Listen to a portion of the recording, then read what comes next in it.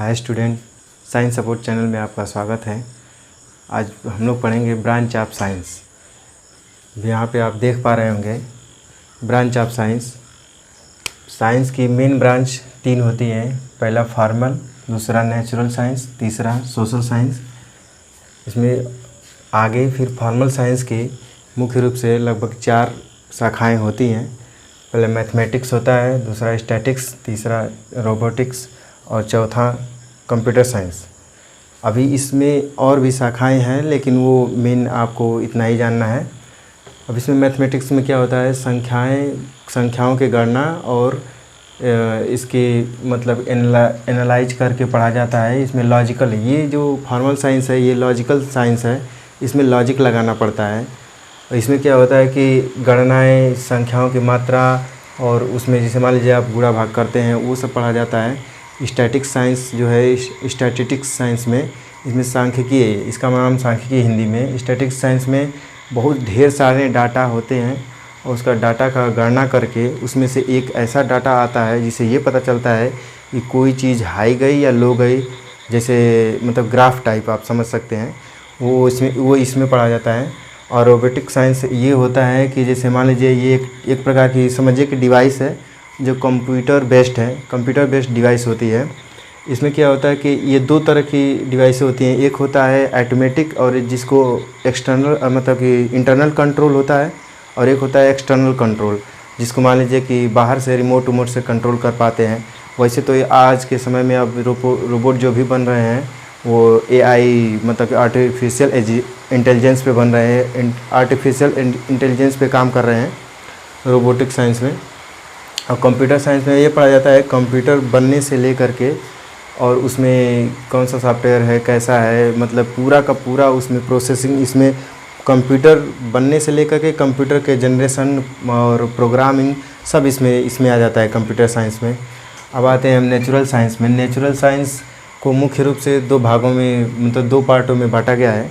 Natural science को मुख्य रूप से 2 भागों में बांटने का मतलब बेस क्या है। पहला है ये लिविंग, नॉन लिविंग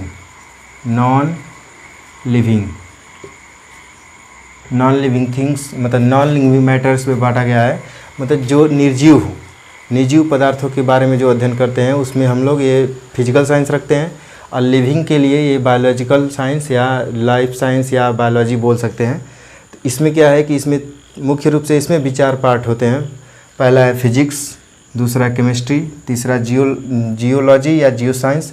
इसमें क्या होता है कि जियोलॉजी या जियो साइंस को अर्थ साइंस बोलते हैं। और स्पेस साइंस चौथा है, स्पेस साइंस। अब पहले में हम देख लेते हैं फिजिक्स में क्या पढ़ा जाता है। फिजिक्स में मैटर और मतलब द्रव्य और उसकी एनर्जी के बारे में पढ़ा जाता है। वास्तव में नेचुरल जो लॉ होते हैं सभी नेचुरल लॉ वो इसी में आ जाते हैं फिजिक्स में। नेचुरल लॉ जो प्राकृतिक नियम हैं जो वो इसमें आते हैं।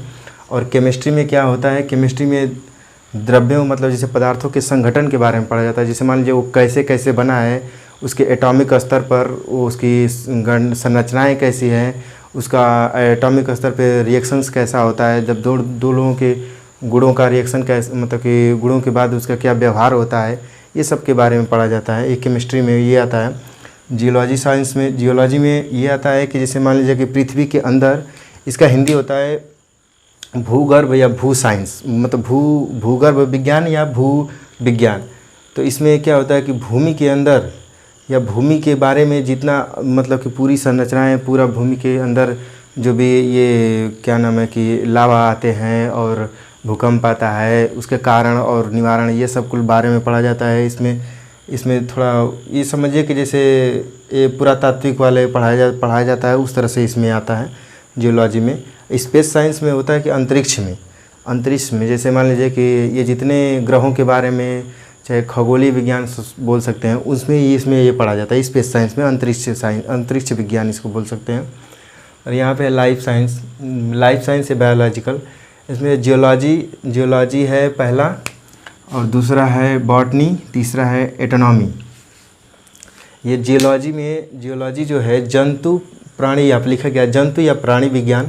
इसमें क्या होता है कि मनुष्य या पशु पक्षी के जीवन मतलब कि पशु पक्षी के जीवन के बारे में मतलब पढ़ा जाता है, उनके प्रकार, उनकी कितनी मतलब कि कितने कैसे व्यवहार होते हैं, कैसे उनकी मतलब कि रचनाएँ होती हैं, क्या उनका मतलब कि एज होता है, ये सब के बारे में, क्या खाते हैं, कैसे वो मतलब अपना जीवन निर्वहन करते हैं, ये सब के बारे में पढ़ा जाता है।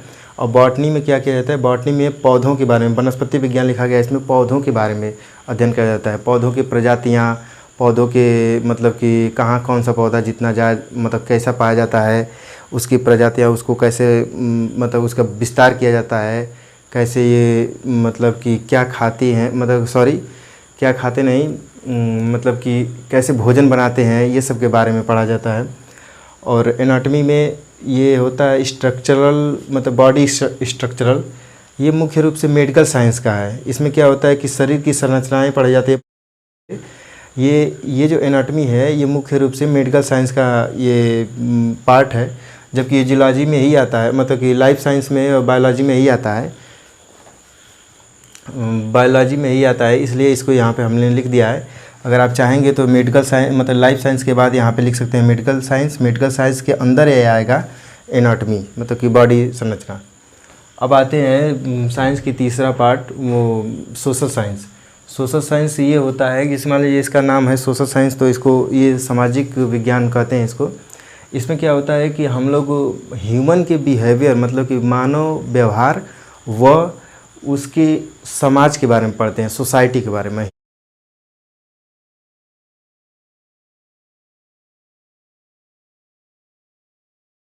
अब उसमें आता है 4 प्रकार के, इसमें आता है इकोनॉमिक्स, हिस्ट्री, सोशोलॉजी और साइकोलॉजी। इसमें इकोनॉमिक्स में जैसे पहला वाला में इकोनॉमिक्स का नाम से ही लग रहा है ये अर्थशास्त्र है। अर्थ का इसमें यहाँ पे अर्थ है, अर्थ का जो भाव होता है यहाँ पे, इसका मतलब होता है धन। ये धन के बारे में, जैसे ये धन इसमें इस साइंस में इसमें धन के बारे में पढ़ा जाता है। अब धन आप सोच सकते हैं ये कैसा धन, मतलब कि ये होता है कि जैसे मान लीजिए कि इसका कोई भी आपको, जैसे कि कोई भी वस्तु है या आपको सरकार कोई सेवा दे रही है, या कोई मतलब वस्तु का प्रोडक्शन, सेवा का जो सेवा दे रही है मतलब कि सरकार उसका जो कर लगाती है उसके बारे में पढ़ा जाता है। इसमें गणना होते हैं इकोनॉमिक्स में। उसमें ये पता चलता है कि मतलब सरकार कितना सुविधाएं दी और कितना मतलब कि जो भी उत्पाद लाई और उसका निर्यात आयात किया गया, तो उसमें कितना कर लगा और कितना मतलब जैसे कि फ़ायदा हुआ या घाटा हुआ, सरकार अपने तरह से हिसाब करती है। इसको अर्थ साइंस में रखा गया है। और दूसरा ये हिस्ट्री है। हिस्ट्री क्या है कि मतलब कि मानव जब से धरती पर मानव आया या मानव नहीं आया था, उससे पहले से जितना सब सारी घटनाएं हैं, मतलब कि मानव का कैसे विकास हुआ और ये धरती पर पढ़ा जाता है। इसमें इतिहास में जैसे मान लीजिए कि युद्ध भी जो भी होते हैं ये सब हिस्ट्री में आता है। जैसे मान लीजिए कि ये मोहम्मद गजनवी और अकबर फिर उसके बाद हुमायूं, ये सब को बारे में जो पढ़ा जाता है, लड़ाइयों के बारे में ये सब हिस्ट्री में आता है। अब आते हैं सोशोलॉजी में ये समाजशास्त्र है। इसमें ये मुख्य रूप से इसी का सोशल साइंस का ही मतलब मुख्य पार्ट है। इसमें ये होता है कि इसमें ये पता चलता है कि कहाँ पे मतलब अध्ययन किया जाता है कि कहाँ पे किस जगह पे किस तरह का किसी मतलब कि मानव समाज का व्यवहार, मतलब वहाँ पे सामाजिक व्यवहार है।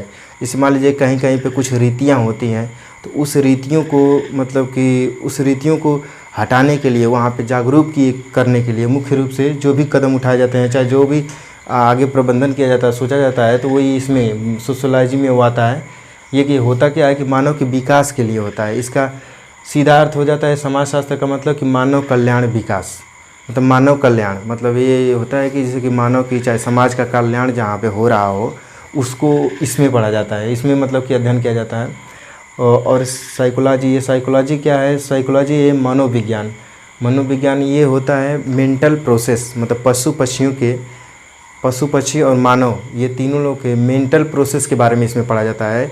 या तो वो जो भी मेंटल प्रोसेस कर रहा है, जैसे मान लीजिए कि वो बोल पा रहा हो या न बोल पा रहा हो, मतलब व्यक्त कर पा रहा हो या न व्यक्त कर पा रहा हो, ये सब के बारे में इस साइकोलॉजी में पढ़ा जाता है। ये साइकोलॉजी मतलब कि ये बहुत ही इम्पोर्टेंट होती है। इसमें ये मेडिकल साइंस में भी इसका बहुत ज़्यादा महत्व होता है साइकोलॉजी।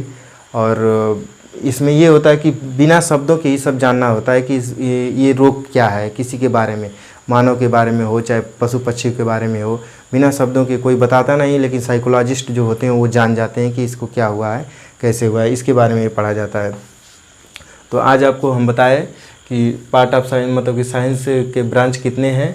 ये मुख्य रूप से 3 ब्रांच हैं। 3 ब्रांच में ये इधर फॉर्मल साइंस है, इधर है नेचुरल साइंस। नेचुरल साइंस में 2 पार्ट आते हैं, फिजिकल साइंस और लाइफ साइंस। लाइफ साइंस या बायोलॉजी या बायोलॉजिकल साइंस बोल सकते हैं। और इधर है सोशल साइंस। ये 3 पार्ट आते हैं। अब इसमें है यहाँ पे जो ये फॉर्मल साइंस है, इसमें से आपको पढ़ना होता है ज़्यादातर मैथमेटिक्स। और नेचुरल साइंस में से ज़्यादातर आपको पढ़ना होता है फिजिक्स, केमिस्ट्री। और फिर उसके बाद आपको यहाँ से 2 पार्ट पढ़ना होता है, बायोलॉजी और मतलब कि बायोलॉजी मतलब जूलॉजी और बॉटनी। ये मतलब कि साइंस साइड के जो बच्चे होते हैं 9th 10th 12th, ये इतना पढ़ा जाता है। इतना पार्ट आप लोगों को क्या करना होगा, हम लोगों को जैसे कि पढ़ना होगा। जो लोग 9th में 10th में या 11th में 12th में गए होंगे, जो बायो साइड से होंगे, तो वो लोग को इसको ये पढ़ेंगे। बायो साइड वाले ये पढ़ेंगे और ये दोनों पढ़ेंगे, और जबकि मैथमेटिक्स वाले ये और ये पढ़ेंगे, ये नहीं पढ़ेंगे। तो बस अब आज के लिए इतना ही।